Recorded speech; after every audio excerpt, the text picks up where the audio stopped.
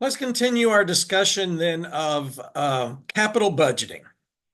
And if you'll remember, capital budgeting refers to an investment decision process for the company to decide which assets they will invest their capital in.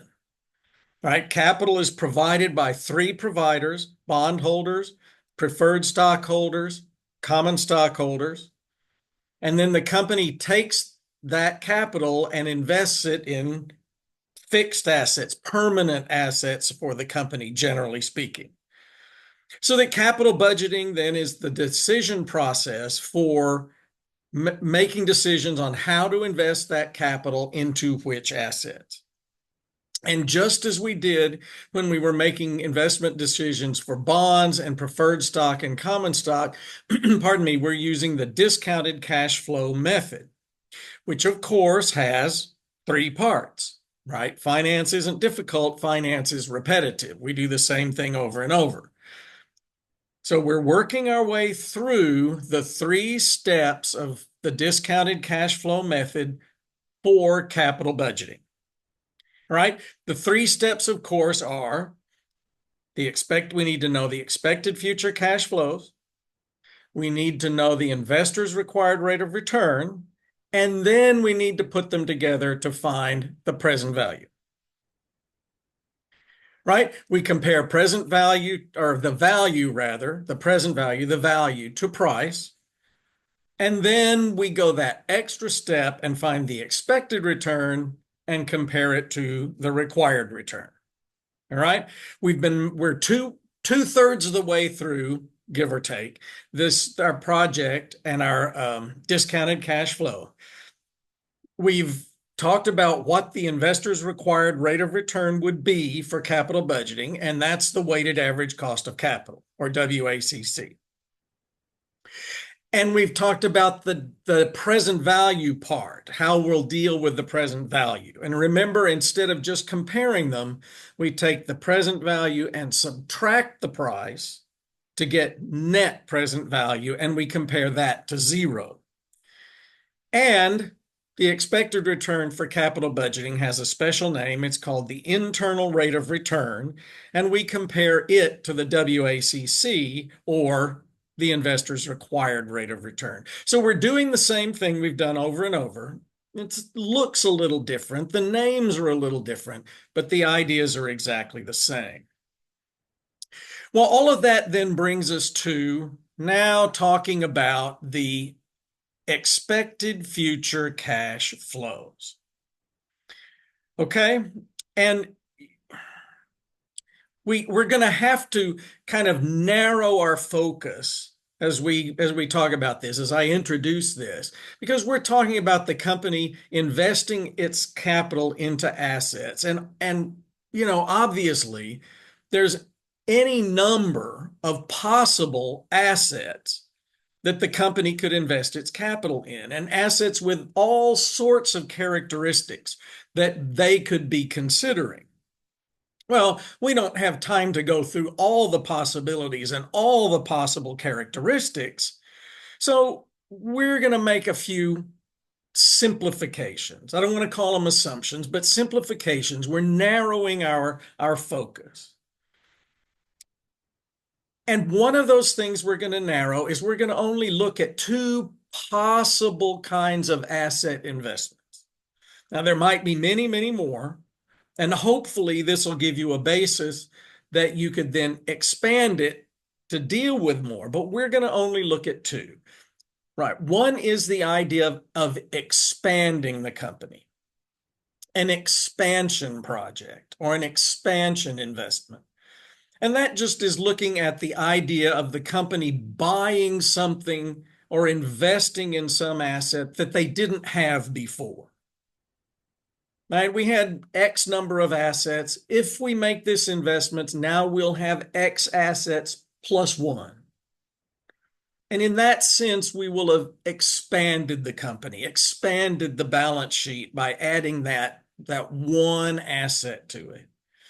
Right? So we're going to look at expansion projects, and that's where we will start, is an expansion project. Sometimes I call it a new project analysis, that sort of thing. But that's where we're going to start, is with the expansion projects. And then we're going to look at replacement projects. Replacement projects where the company is really doing two things when it makes this investment. It's both buying a new asset, investing in a new asset, and getting rid of the old one, right? Replacement. We're buying the new one and we're getting rid of the old one. Now, like I said, there's probably a zillion other types of assets with all kinds of other characteristics that we could look at, but we're going to focus just on those two, right? An expansion where they're looking at investing something new they didn't have before, pardon me, and replacement where they're both investing in something new and getting rid of something old. All right, there's one of the narrowing that we're going to do. The other thing is that we're going to always assume projects have a beginning, a middle, and an ending. And by that, I mean, for the projects we're going to look at, there, say an expansion project where they're looking at something new, right? There's going to be a beginning where they make that investment. And then they're going to be the middle, right? The cash flows that come from actually operating this new asset. And then we're going to assume that at the end, the asset will have used up its life and they'll get rid of it, right? So we're always going to look at things in that framework, beginning, middle, and ending. That beginning cash flow, we're going to call the initial cash flow. And that's going to contain everything that it takes to buy the asset and get it all ready to use. And then we have the middle. We'll call those the operating cash flows. And those operating cash flows are the cash flows that come from actually operating this asset, whatever it may be. Right? The sales it generates, the expenses it causes, all those sorts of things, the operating cash flows from year to year. And finally, then we're going to have the terminal cash flow. That's where they then sell off the asset. Right? So we're going to look at that framework, beginning, middle, ending. In a sense, it's looking at them from the same viewpoint as if they were bonds, corporate bonds. Because remember, bonds always had a beginning, a middle, and an ending. Right? We purchased it. There was a whole series of coupon payments, and then there was the par value at maturity. Well, we're looking at it essentially that way. Initial cash flow, whole series of operating cash flows, terminal cash flow at the end. Pardon me. And if you remember with bonds, in that very last period, we had both the coupon payment and the par value in the same time period. And that's how it's going to work here. The last operating cash flow and the terminal are going to happen right at the same time. Now, is that the way every investment will work? Well, no, but we can't look at every possible investment. So, as I say, we're going to narrow our focus. Okay, so we're only looking at expansion and replacement. We're assuming everything has a beginning, a middle, and an ending. Okay, now a couple other things to keep in mind when we're talking about cash flows, expected future cash flows. For capital budgeting, we're really only looking at cash, right? And if it's not cash, it doesn't really belong in our analysis. So if you borrowed, say, to buy this new asset, if you had to borrow along with the capital, that the loan, it's the loan payments that we're going to be concerned about, the cash payments. All right, and we'll see how that plays out in a bit. The other thing is that we're only interested in how this investment or a new project or replacement, how it changes these cash flows. In other words, we're only interested in the incremental cash flows and the increment, the change. the amount by which this investment changes the cash flows. Right? It's possible that making this investment will increase certain cash flows. Well, we're not interested in the total amount, but rather by the amount by which it increased. Right? On the other hand, this might actually decrease cash flows, right? Maybe the new asset is, pardon me, automated and it requires less maintenance. I don't know. So the maintenance expense decreases. Again, we're not interested in the entire amount, but only the amount it changes. And then again, of course, it's possible that there's no change at all, right? In which case the increment is zero. So it's really important to keep in mind that the cash flows we're looking at is not totals, not the entire company, but rather the changes caused specifically by this asset, the incremental cash flows. And that being the case, we're going to have, say, increments of revenues. Say the investment increases our sales or decreases our sales. Right? For revenues, sales, income, an increase gets added and a decrease gets subtracted. Well, that makes sense. If the revenue increased, then the amount of that increase will get added, not the total revenue, the increment. And if the amount of that revenue decreases, then the amount of that decrease we subtract. If the investment leaves the revenue unchanged, then the increment is zero. Now, if during this process our cash flow, our incremental cash flow is zero, does that mean there was no cash flow? No, it means there was no change in cash flow. There was no increment. Expenses, on the other hand, are just reversed. An increase in an expense gets subtracted. That increment gets subtracted. Right? A decrease in an expense, however, that's tantamount to an income, right? So that amount gets added, the amount of the increment, and if there's no change, then the increment is zero. So you can see that when we're looking at these cash flows, it's going to be important to ask ourselves a couple of questions. Is it a revenue or an expense? Did it increase or did it decrease? And therefore, should it be added or subtracted?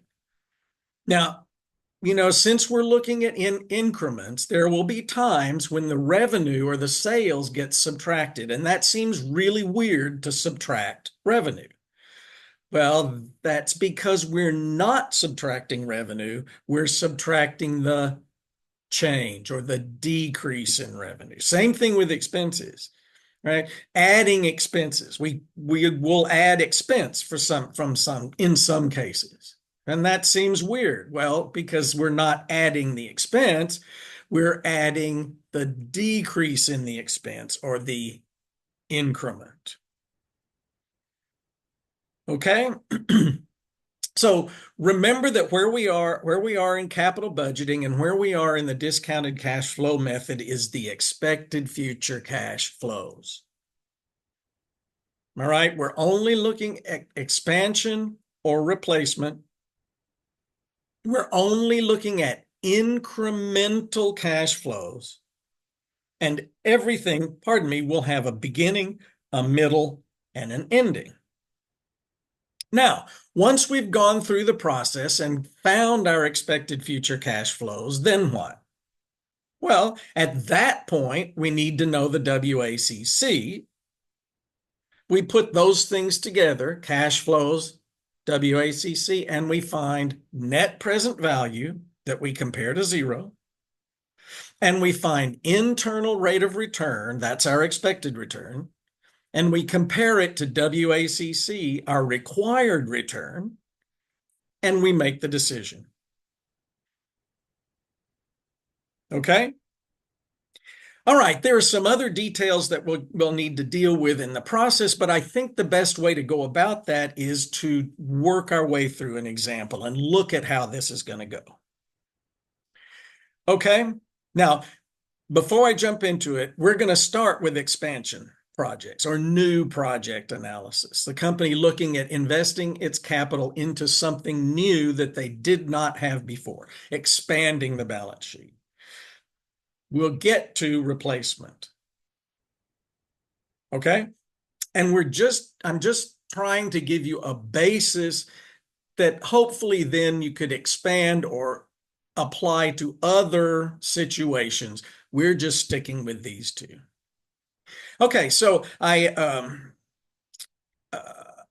have sent you all a couple of handouts. Let's look at handout number 1.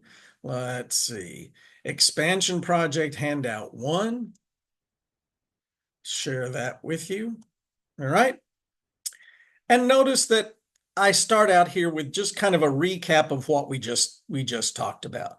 We're using the discounted cash flow method. There's a statement of the discounted cash flow method. Let me make this a little bigger for you. There we go. All right, and we're going to look at capital budgeting cash flows, the expected future cash flows. And remember, we're only interested in the incremental cash flows. All right, and as I said, we'll be looking at the increments of revenues. If revenue increases, then we add the increment, right? Increased revenue, we add the amount of that increase. Decreased revenue, on the other hand, we subtract the amount of that decrease. Expenses, those are just the opposite. Right? If the expense increases, then we subtract the amount of that increase. If expense decreases, we're going to add the amount of that decrease. Right? So they're just the same. And as I said, a couple of questions to be asking during this process. Is it revenue or is expense? Does it increase or decrease? Do we add or subtract? Okay. All right. Now I said we're going to look at 2 general categories of projects: expansion projects or new project analysis, and replacement projects.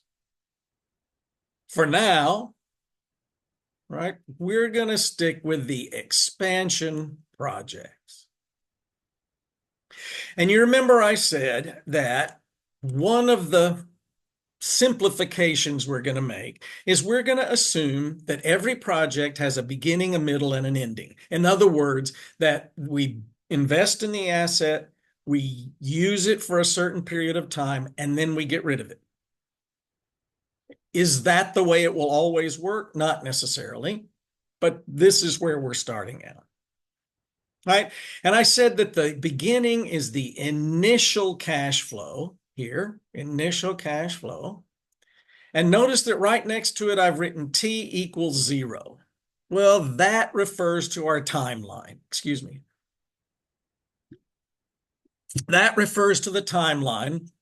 0, of course, is the beginning, or right now. So that means the initial cash flow happens at the beginning. T equals 0. Operating cash flows, those are the cash flows that come from actually operating this asset, whatever it may be. Changes in revenue, changes in expense. And notice next to it, I've written T equals 1, 2, ... all the way up to N, whatever N may be. And again, that refers to the timeline, and that just means these are the ones that happen over the life. Time 1, period 2, period 3, period 4, et cetera, et cetera.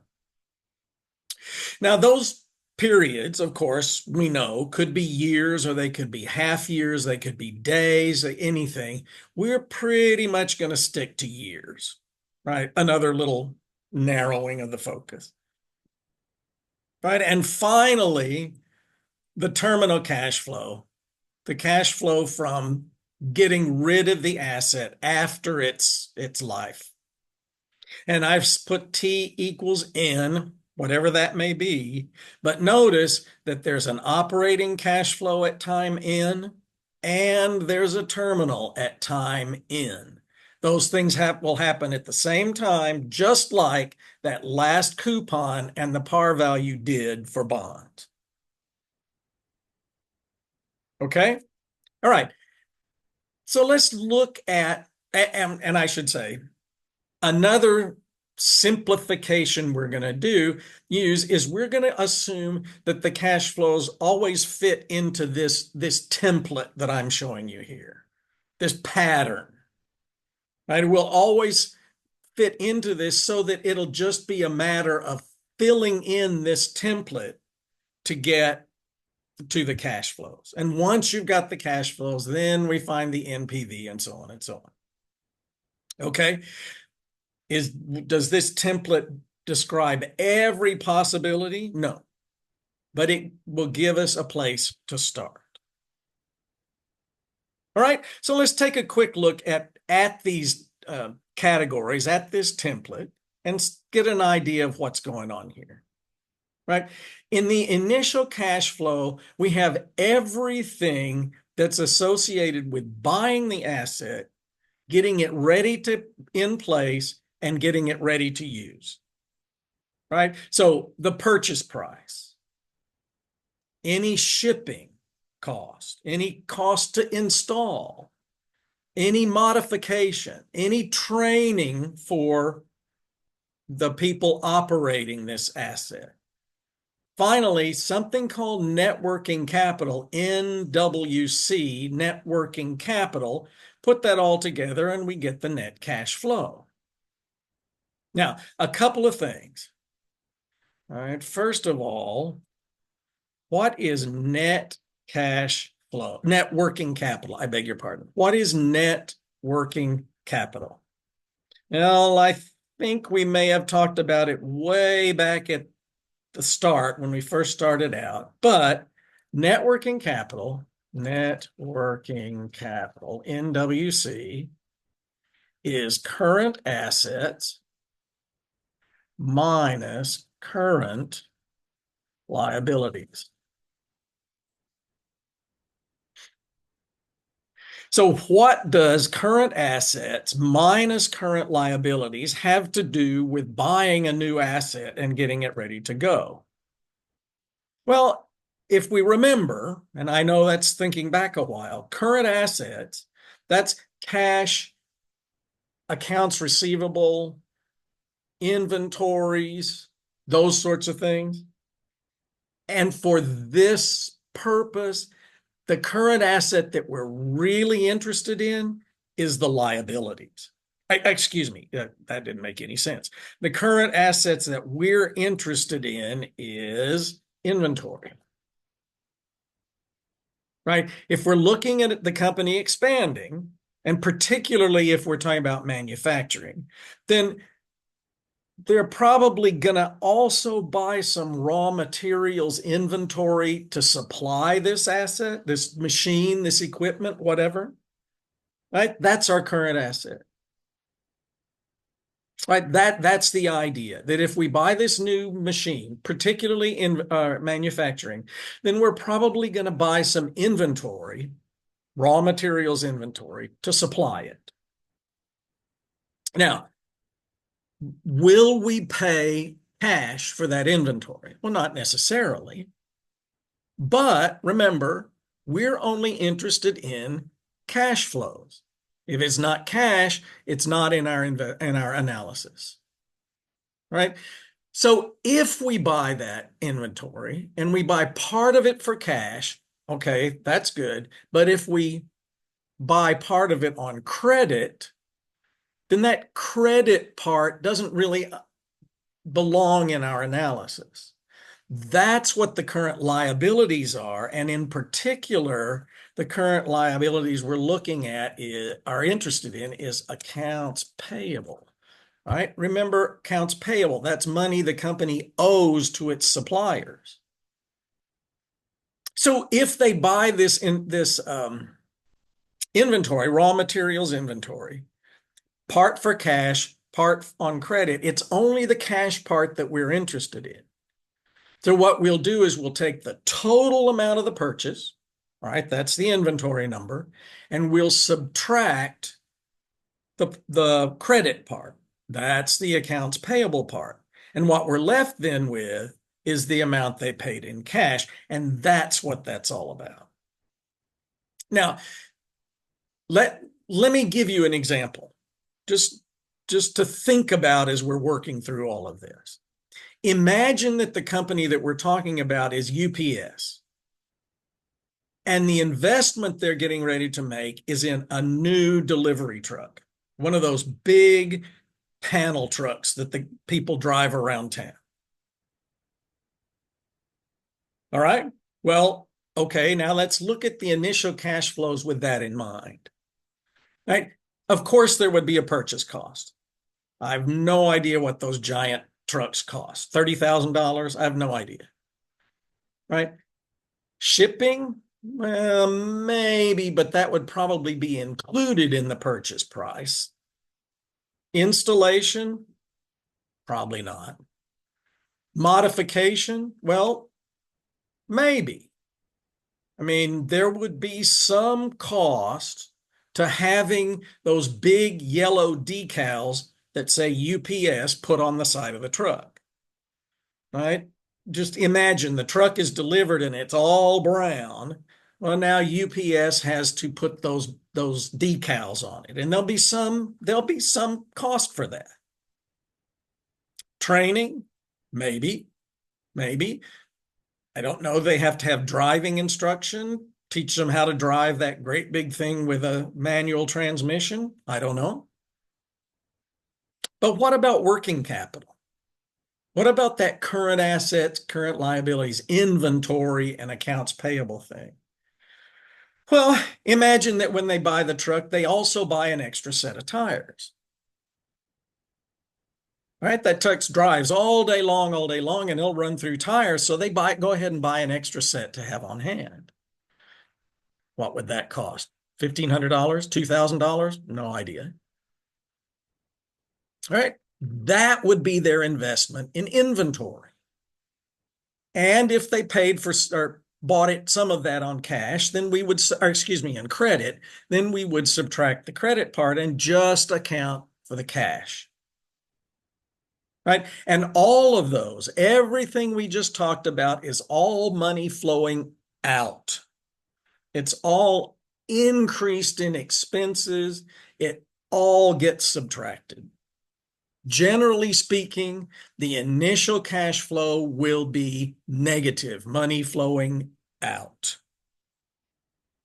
Okay, so you see for the initial cash flow, it's not just buying the asset, but also getting it ready to go. Right? Buy it plus any shipping, installation, modification, any training for the people operating it, and then that inventory piece. Okay, pardon me, and that will go on your timeline at the beginning at time 0. All right, now what about the operating cash flows? Right, the cash flows from UPS actually putting this truck out to make deliveries. Well, first item is the change in revenues, and notice the important word there is change, increment, not total revenues, change in revenues. If revenues increase, we add the increment. If revenues decrease, we subtract the increment. Would this new truck increase their revenues? Possibly. Run a new route, deliver more packages. I don't know. It's possible that this new truck wouldn't have any effect on their revenues at all. Right? It just would allow them, to deliver more quickly. In that case, if there was no change in revenues, then the increment there would be 0. Now, does that mean there's no revenues? Of course not. It means there's no change in revenue. Now, Next item is change in expense, right? Remember, if it's an increase in an expense, we subtract the increment. If it's a decrease in an expense, we add the increment. In this case, in our UPS example, probably that this new truck will increase their expenses. If they hire a new driver, that's a whole new salary, right? Increase in gasoline purchases, increase in maintenance expense. Definitely there'll be increases in expenses, and we'll want to subtract those increases, but only the amount of the increase. Okay? Change in revenue, change in expenses, not too difficult as long as you remember when to add and when to subtract. All right. Now in the next line, I have change in depreciation. It's depreciation expense. We've talked about depreciation before. Depreciation is an attempt by the company to recognize that as they use their assets, those assets lose value, right? We subtract depreciation expense, pardon me, to show that the asset has decreased in value. We've encountered that in the past as gross fixed assets minus depreciation gives us net fixed assets. Now, I made the point that we're only interested in cash. If it's not cash, it doesn't belong in our analysis. And that's why we do this net working capital thing to get rid of the part that's not cash. Well, depreciation is a non-cash expense. We do not pay somebody a depreciation. We don't write a check to the National Depreciation Administration or whatever. Depreciation is a non-cash accounting adjustment.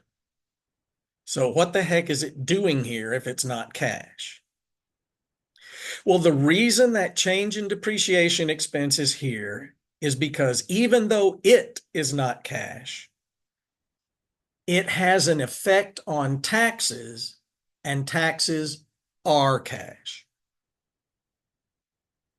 If you think about what we know about an income statement, sales minus operating expenses minus administrative expenses minus depreciation expense, and then farther down we figure taxes. Depreciation expense, non-cash. Taxes, cash. If everything else stays the same, more depreciation expense means less taxes. It's not the change in depreciation we're interested in, it's the change in taxes. On the other hand, everything else being the same, less depreciation means more taxes. Right? So why is depreciation here when it's non-cash? Well, it's here because of its effect on taxes. All right?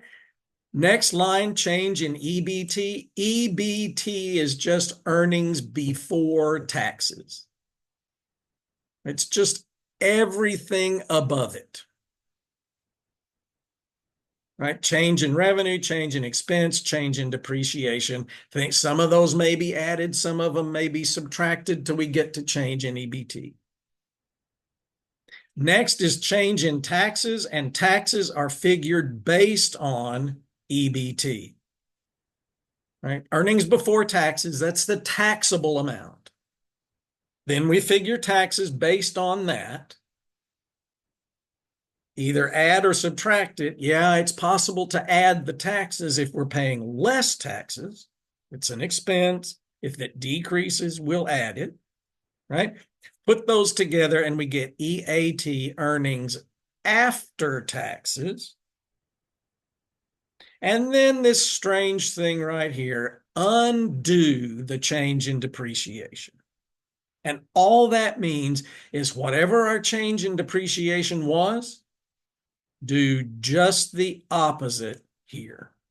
If I subtracted $100, Now at the end, I add back that $100. So if I'm just going to undo it in the end, why include the depreciation to begin with?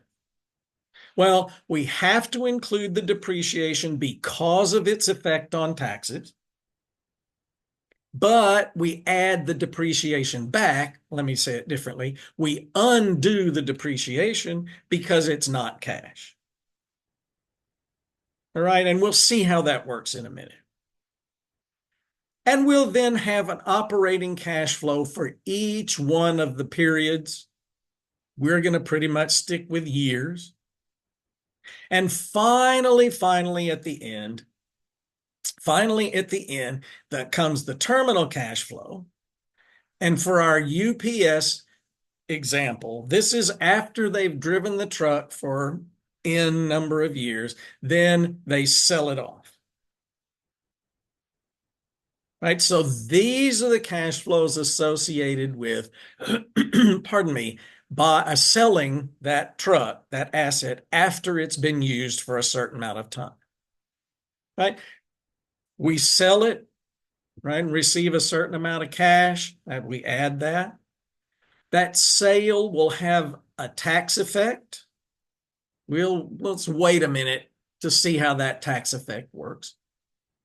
And then we recover the net working capital. Well, what does that mean? Well, remember in our UPS example, we bought an extra set of tires. Now, when we sell the truck, we're going to assume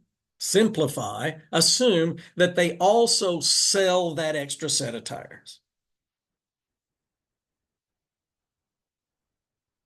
Right? So they're going to sell the truck, and they're going to sell that extra set of tires they bought to go with it. Is that necessarily always the way things will work? No, but let's keep it simple, right? That way you can then expand it and change it later. But let's get this in place and keep it simple. So one of the simplifications is we're always going to assume that they sell off any net working capital. They undo or recover that net working capital. Put all those together and we get the net cash flow. All right, then what? Well, we put the initial at time 0 on the timeline, operating every period, and in the last one, we have both operating and terminal at the same time. At that point, we know the expected future cash flows. Then we get the required rate of return, or WACC. Put those two things together. We find the net present value, compare it to 0. We find the IRR, or expected return, and compare it to the WACC, or required return, and make a decision. Okay, that's a lot. Further down here, I have an example. And let's just go step by step through this example to see how these numbers will fit into our template or our pattern there, okay? So my example is an expansion project, right? I said that's where we were going to start, with an expansion project. And that means the company buying something new that they did not have before. Right? In this case, the company is considering purchases of a group of machines that's going to expand their business. Right? They expect the machine to cost $1 million, and that includes shipping. Cost $2,500 to install it. They'll be depreciating it using something called MACRS 5-year. We'll come back to that. And they expect to sell it after 4 years. New machine will increase sales. All right, that's an increase in a revenue, so we're going to add that. But it's also expected to increase expenses. That's an increase in expense, so we're going to subtract that. And we're going to acquire net working capital of $62,500. Remember that net working capital is current assets minus current liabilities. In this case, it's bubble wrap to supply this machine. And at the end of the useful life, that is when they're sold, the machines will be sold for $300,000. Tax rate is 40%. Okay. All right. So let's see that how that works in for first the initial cash flow. Right? Well, we said that the new machine or machines, this new asset is going to cost $1 million. So there it is, $1 million negative, because that's money flowing out. You can think of it as an increase in an expense, and those get subtracted, right? Cash outflow, so subtracted. Shipping, they said there were shipping costs, but they had already been built into that $1 million. So there's no additional shipping. We'll just leave that zero.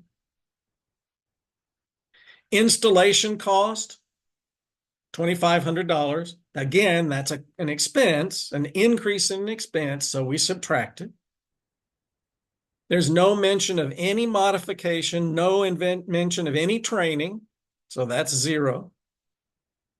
Then they said they're going to invest in net working capital of $62,500.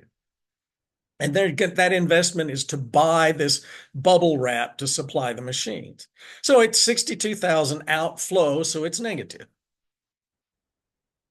Right? We put all of those things together, $1 million plus zero, or $1 million minus zero minus 2,500, 0 minus 62.5, and our net cash flow is $1,065,000 outflow, negative. And let me scroll down a little bit and I'll put it on the timeline there. 1,065,000 times zero on our timeline.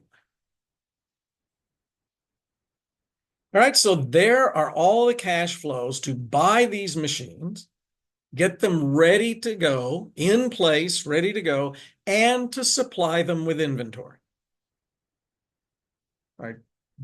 But an attempt to identify all those upfront costs. There's our initial cash flow. Now, operating cash flows. Right. This is our pattern, our template from before. But the question at this point is, how do you know how many years? Are there 5 years? Are there 3 years? Are there 2 years? Are there 100 years? How do we know how long they're expecting to use this? Well, if we go back to the problem statement, it's here a couple times, right?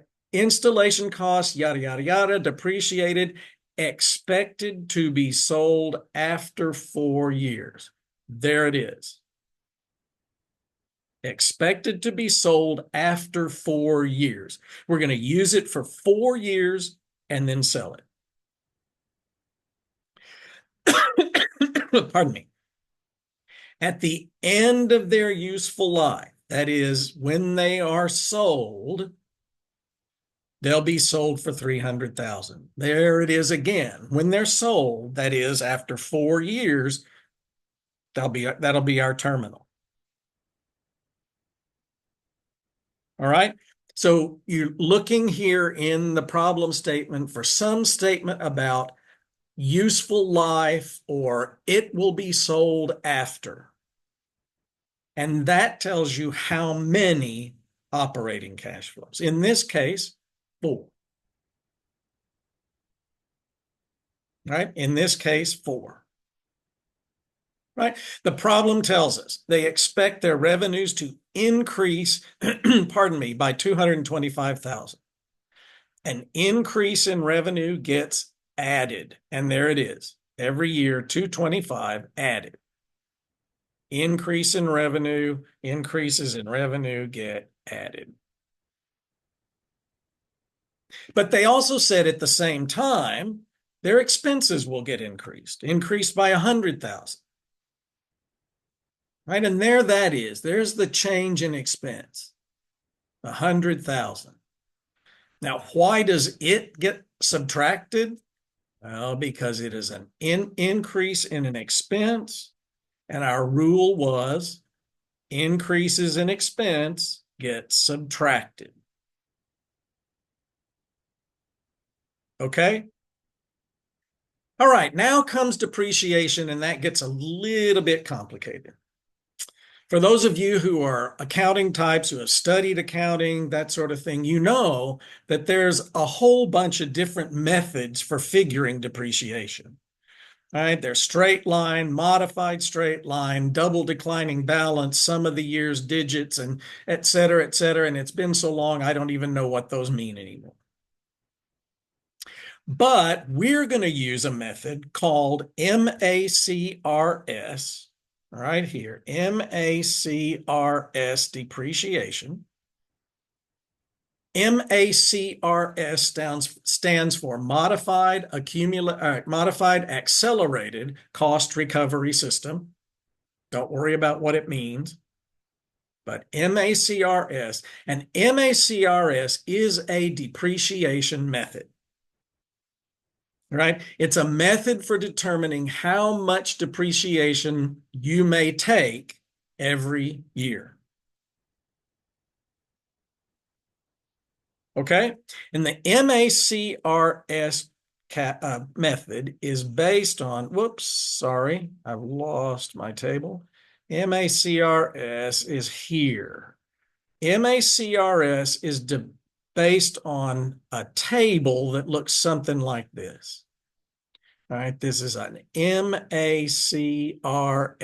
table. And what this table tells us is how much you may depreciate for each year of the life of an asset. All right, the first column, that's the years, that's the life. The second, third, fourth, fifth columns, notice that's all full of percentages. 33, 45, 15, 7, 20, 32, 19, 12, 11, 6, and so on and so on and so on. Those are the percentages that you may take of depreciation each year. So for this 3-year, you're going to take 33% the first year, 45% the second year, 15% the third, and 7% the fourth year. And if you add those up, you get 100%. You may depreciate 100%, but not more. And this table tells you for each year, what percentage you may take. Each of these columns adds up to 100%. Okay, couple questions you may have. First question, this column says 3-year, and yet it lets you depreciate over 4 years. This column says 5 years, yet it has 1, 2, 3, 4, 5, 6 years worth. The 7-year has 8, the 10-year has 11, and so on. Why? Are they lying to us? Well, no, not really. But MACRS makes the assumption that all assets begin depreciation at the middle of the year. July 1, say. No matter when you bought it, the depreciation starts July 1. Pardon me. So in that first calendar year, you only get 6 months, July through December. The other 6 months happen in the next calendar year. So that first year, that first 12 months is divided over 2 calendar years. July through December of 1 year, January through June of the second year. And then the second year picks up in July and carries over into the next year. So that every set of 12 months goes over 2 calendar years. So that 3 sets of 12 months bleeds over into 4 years. And 5 sets of 12 months bleeds over into 6 years, and so on and so on and so on. That's why it says 3 but gives you 4. The other question, I suppose, is 33, 45, 15, 7% of what? All right, that's not $33, $45. It's 33%. Well, percent of what? Well, that percent is something called the depreciable base. And in general, the depreciable base is everything in the initial cash flow down to modification, but never including training. This is our depreciable, base.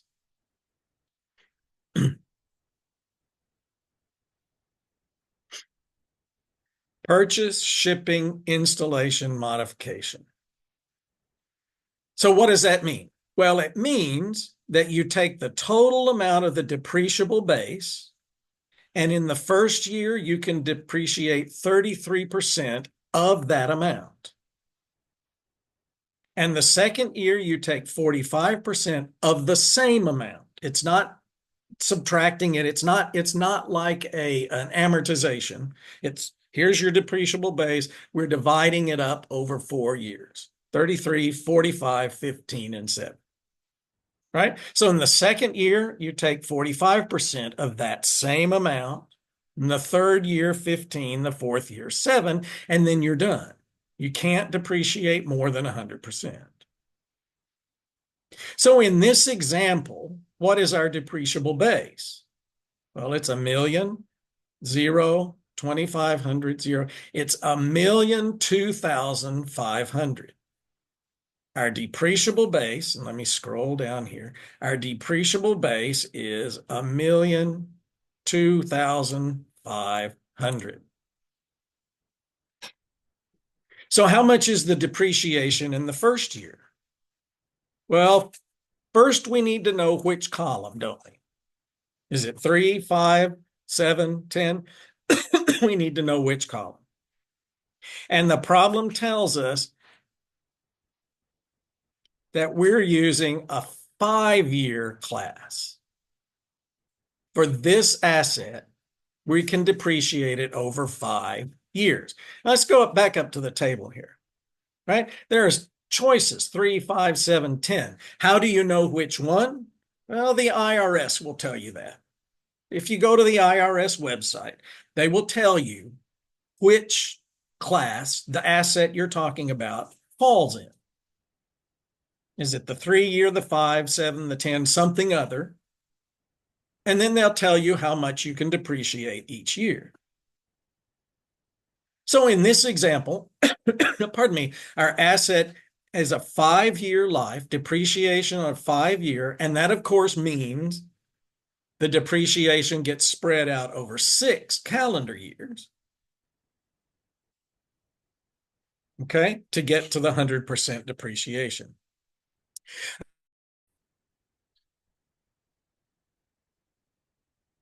Whoops, that was a little weird. Let's see.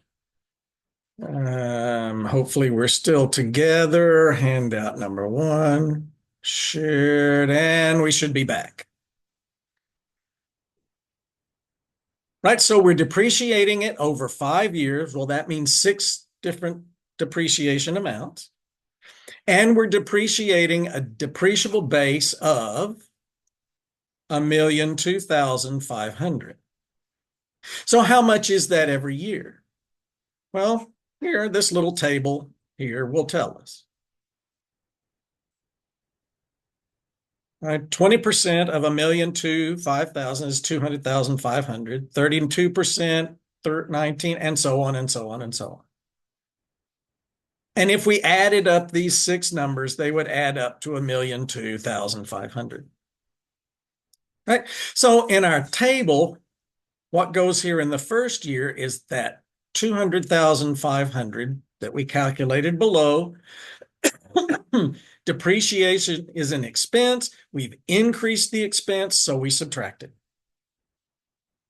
Right? Same in the second year. There's the 320,800 that we calculated below, subtract it because it's an increase in expense, and so on and so on.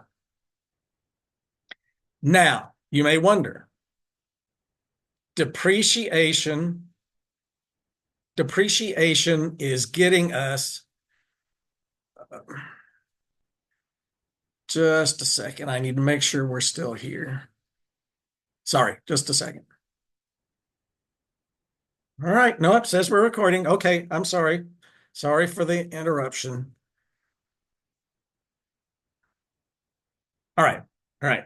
So we've got 4 years worth, right? 4 years, 1, 2, 3, 4 years of depreciation, but MACRS lets us use 6. What about these last two? Well, don't worry about it. We won't ignore it. We can't ignore it because there's a tax benefit associated. But what will happen is we'll pick it up in the terminal cash flow, and you'll see how that works. All right. So MACRS tells us how much we may depreciate each year. It gives us a set of percentages, and we apply those percentages to the depreciable base to get the dollar amounts.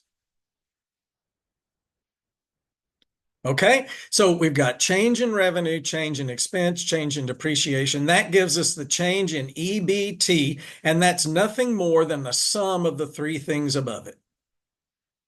Plus 225,000 minus 100,000 minus 200,500.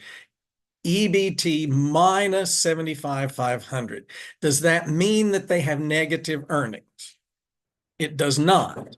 It means they have less earnings, right? Earnings, that's a revenue. Minus means it decreased. Everything is about increases and decreases here. Right? This is a decrease in the earnings. That's why it's negative. All right. The problem told us the tax rate is 40%. Well, 40% of what? Well, of the EBT. Excuse me. 40% of 30,000 to, excuse me, of 75,500 is 30,200, and we add it. Now, wait a minute. We're adding taxes. Remember, tax is an expense, and it can either increase or decrease. If it increases, we subtract it. If it decreases, we add it. In this case, we have a decrease in earnings, which means a decrease in taxes. That's a decrease in an expense, so we add it. Right? The earnings in EBT is just the sum of the three things above it. Tax is 40% of the EBT, and we either add it or subtract it, as with everything, depending upon whether it increased or decreased.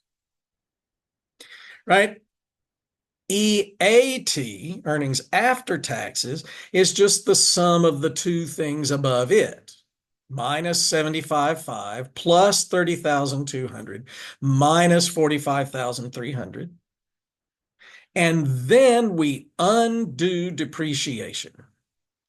And by that, I mean exactly what it says. Undo what we did before. Well, before we subtracted 200,500. Now we're going to add it back again. Right? Put together the EAT and the undo, and we get the total net cash flow for the first year of 155,200. Does that mean they expect total earnings of 155,200? No, it means they expect increased earnings by 155,200.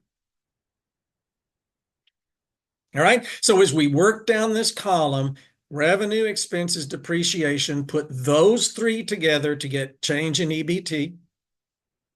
We figure the taxes and be careful whether to add or subtract. Put those two together to get EAT.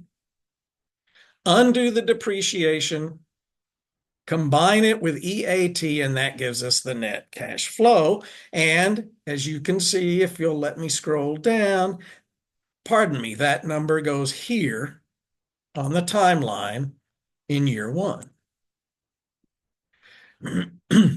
Now, I don't know that we need to go through everything in such detail. You've got it all here. But notice they expect decreases in earnings every year. And as a result, taxes get added every year except year 4. Year 4, they expect an actual increase in earnings. And that means they'll pay more taxes. That's an increase in an expense, so we subtract it. Right? So if EBT is negative, you add the taxes. If EBT is positive, you subtract the taxes. All right? We do that for every year. Put them here on the timeline. All right, and we're almost done. There and there. And finally, we get to the terminal cash flow. Because remember, we're always going to assume that they buy the asset, they use it for a certain period of time, and then they sell it off. All right. So we've talked about the cash flow associated with buying it. That's the initial cash flow. We've dealt with the cash flows over the life of it. Those are the operating cash flows. Now we've got the terminal, where they sell off the asset. In this case, these machines. Okay. And this one, not so many numbers. Sell it, figure the tax effect, recover the net working capital, and put it together. All right. So the problem tells us they expect to sell it for $300,000. There it is, a cash inflow, so they add it. Now, taxes. Seems like we're kind of obsessed with taxes in this thing. Well, that's important because we only want cash, and taxes are definitely cash. And that tax effect can make a big difference in whether or not it's a good project, right? So we have to deal with the taxes. And selling it for that 300, that has a tax effect. How much of a tax effect? Well, it depends upon whether you're selling it for a gain or a loss. By selling the machines for $300,000, is that a gain or a loss? Well, how do you know? Well, you know by comparing that $300,000 to something called the book value, not the market value, the book value. And the book value is always the depreciable base, right? Remember that from before. That's how we knew how much depreciation to take, the depreciable base, minus all the depreciation we've taken. Another way to think about it, the book value is how much of the depreciable base have we not depreciated? Okay? So you compare the amount you sold it for to the depreciable base. And if the selling amount is greater than the depreciable base, you have a gain and you pay more taxes. You pay taxes on the gain. But if the selling price is less than the depreciable base, then you have a loss and you actually end up paying less taxes. All right, that loss gives you a tax gain, a tax decrease, and that gets added. All right, now that sounds complicated, and I've tried to make it less complicated by breaking the tax on sale into 3 steps.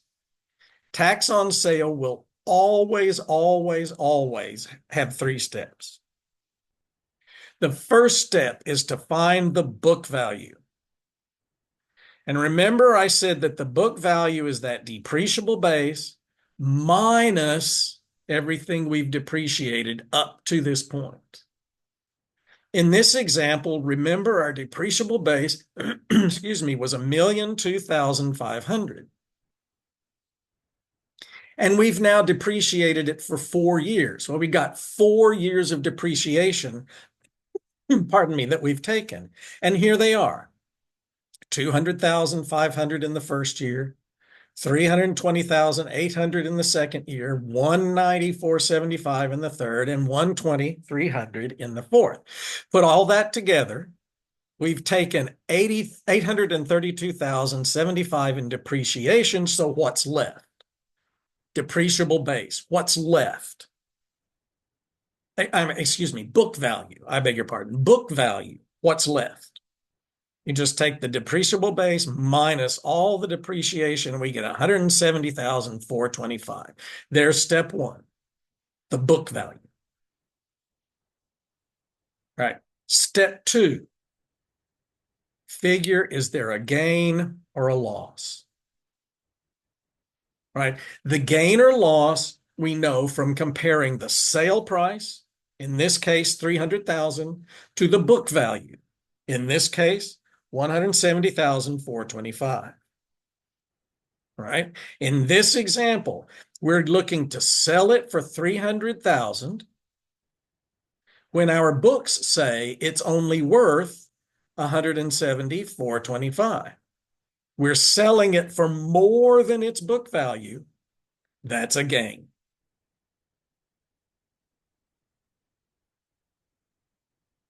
How much of a gain? Well, the gain is just the difference between the two. Pardon me, the difference between the 300,000 and the book value, or 129,575. Okay.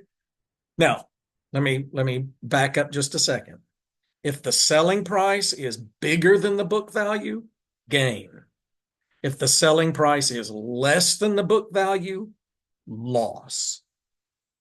All right. Step three, figure the taxes. The tax is always figured on the gain or the loss, not on the selling price, not on the book value, but on the gain or the loss.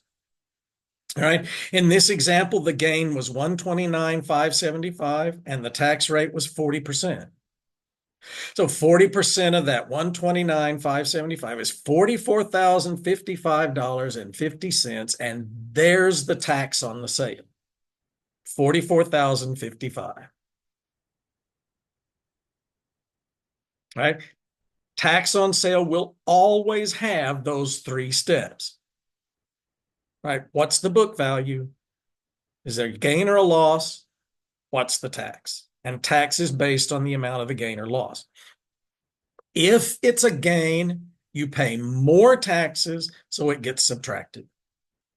If it's a loss, you pay less taxes, so it gets added. And I know, because I've been doing this for a long time, the temptation is to say, well, they sold it for a loss, so there are no taxes.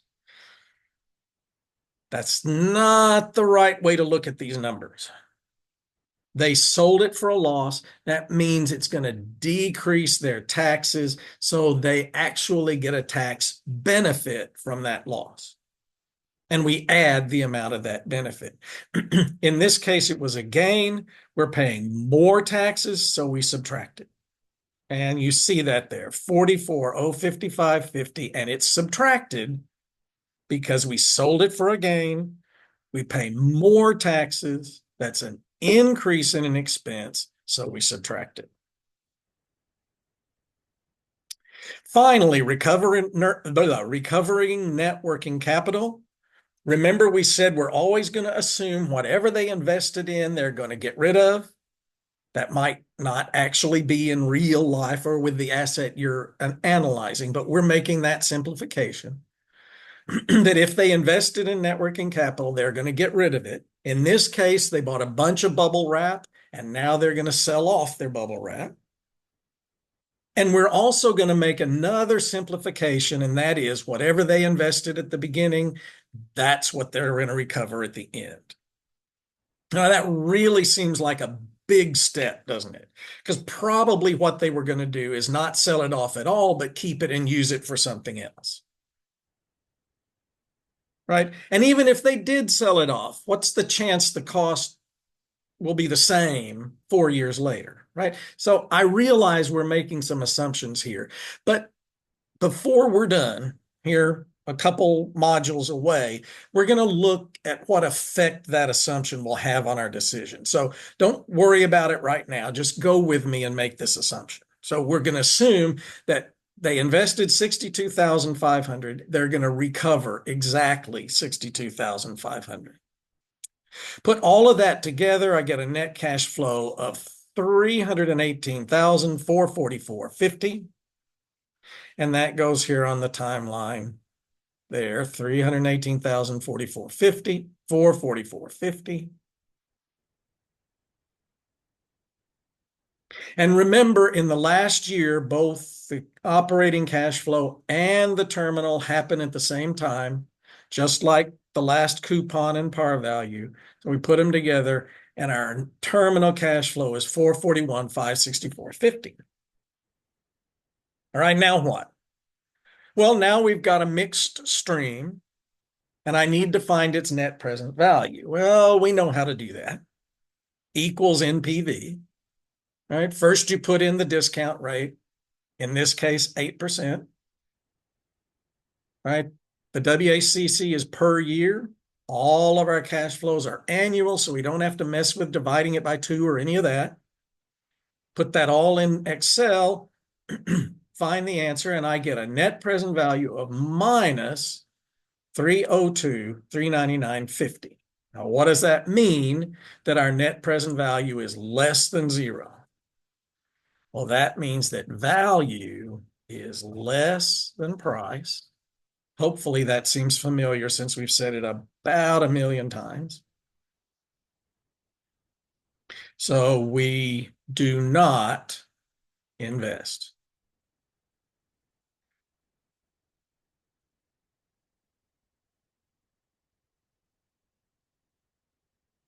Okay. All right. Then we know we go the next step to find the internal rate of return. In this case, the internal rate of return is minus 3.76%. Right? That's less than our WACC because the WACC is 8%. All right, that tells me that the expected return, IRR, is less than the required return, WACC. So we do not invest. All right, remember those two things are always going to give you the same answer. NPV and IRR are not going to contradict each other. So the company should not invest in these packaging machines.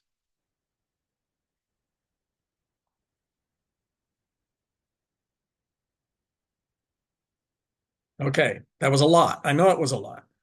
That's why you've got the handout, excuse me, with one example completely worked through beginning to end. Right?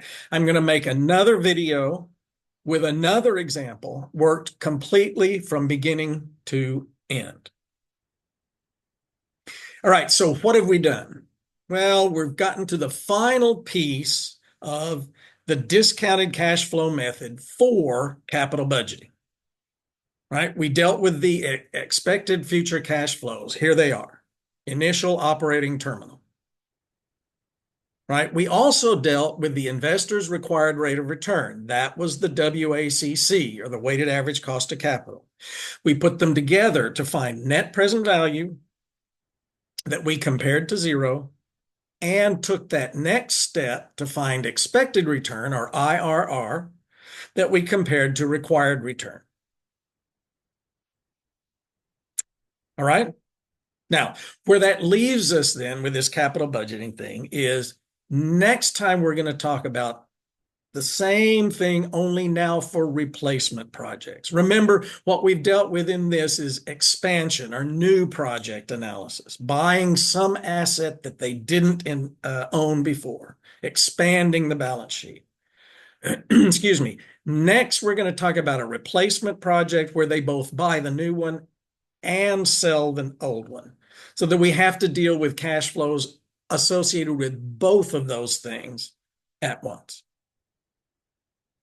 All right. As always, if you have questions, be sure and let me know. I'll do my best to help. Thanks.